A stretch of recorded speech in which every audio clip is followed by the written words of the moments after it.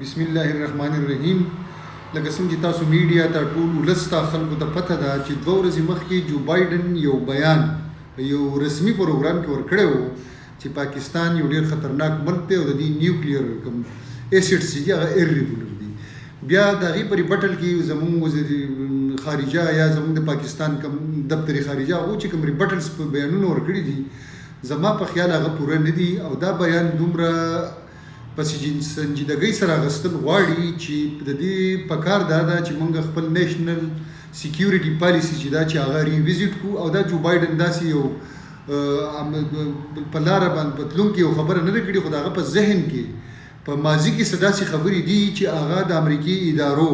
هغه ته بریفینګ ورکړی او د هغه په ذهن کې دا خبره ناشته ده. زما په خیال په دې وخت کې چې دهشتګردۍ کم سر راوچت کړی دی په سوات کې په وزیرستان کې په باجوړ کې په پیښور کې په دې ټوله صوبه کې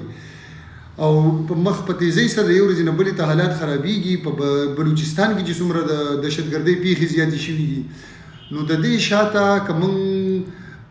حقیقت پسندانه تجزیه وکړو نو د دوی معاهده چې د کم تحتو د افغانستان یو جمهوري حکومت قتل شو او د طالبانو یو غیر قانوني غیر رسمي مذهبي انتها پسند حکومت راغی او په کابل باندې د دوی معاهدې په زور باندې کېښودی شو. هغه نه صرف د افغانستان ولس چې دی د جمهوري انساني هغې حقونو نه کوم چې په یونایټډ نیشن ډیکلریشن کې فانډامنټل رایټس خلکو ته دغه نه صرف هغه وایلیټ کړل، نه صرف د افغانستان ښځې د تعلیم نه بندې شوې، نه صرف په افغانستان کې جمهوري ادارې ختم شوې بلکې د هغې اثرات په دې خطه او خاص کر په پاکستان دومره پرېوتل چې په پښتونخوا او بلوچستان کې ولسونه راپاڅېدلي دي او امن غواړي. دهشتګردۍ یو نوی لهر راغی. دغه شانتې کې په ایران کې هم یو ریولوشن را روان دی خو د ایران ریولوشن چې دی په هغې کې چې خلک راپاڅېدلي دي نو هغه هم د ایران د اسلامي رژیم خلاف راپاڅېدلي دي او جمهوري رژیم غواړي. د بده مرغه په پاکستان کې مونږ اوس هم د دهشتګردۍ خلاف هغه سخت اقدامات نه کوو کوم چې ولس راپاڅېدلی دی او ولس یې غواړي. په دې حالاتو کې زه خپل نیشنل سیکیورټي پالیسي جوړونکو ته ډېر په مؤدبانه انداز باندې ریکویسټ کوم چې د دوه کوم معاهده چې دا هغه نه صرف د افغانستان د تباهۍ دپاره شوي ده بلکې هغه د دې خطې د ډي سټیبلایزیشن دپاره شوي ده. هغه اون کول یا په هغې عمل کول یا د هغې د امپلیمنټیشن دپاره د اقدامات اخیستل چې دي هغه نه د پاکستان په مفاد کې دي، نه د پښتنو په مفاد کې دي، نه د بلوچیانو په مفاد کې دي، نه د پنجابیانو په مفاد کې دي او بیا د پاکستان نه بهر دا نه د ایران په مفاد کې دي، نه د چین په مفاد کې دي، نه د هندوستان په مفاد کې دي، نه د روس په مفاد کې دي، نه د سنټرل ایشیا په مفاد کې دي. وخت او حالات راغلي دي چې او نه صرف په لویه کې موږ دې ته وګورو دا صرف نه د امریکې د عوامو په مفاد کې دي. دا خو هغه یو حالات جوړ کړی دی څنګه چې د 9/11 نه مخکې په افغانستان کې بین الاقوامي ټرریسټو ته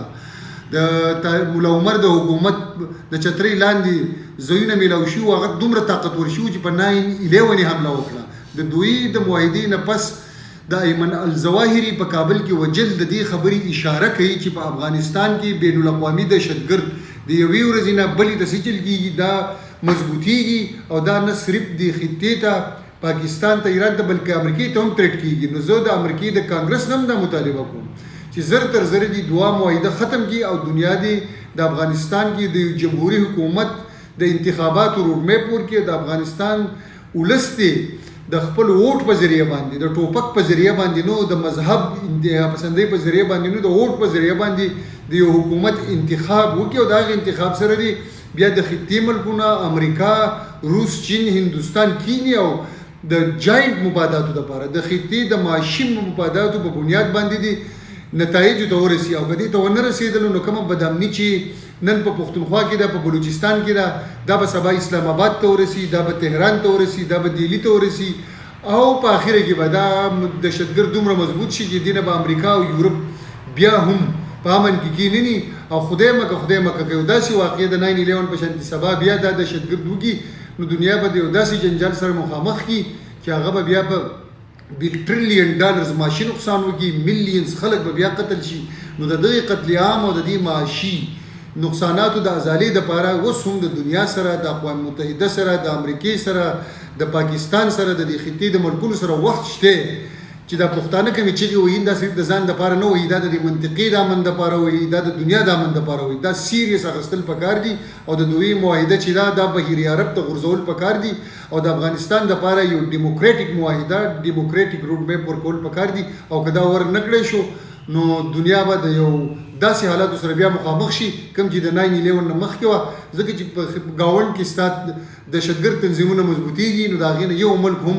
یو انسان هم په امن باندې نشي پاتې کېدی. ډېره مننه ډېره مهرباني.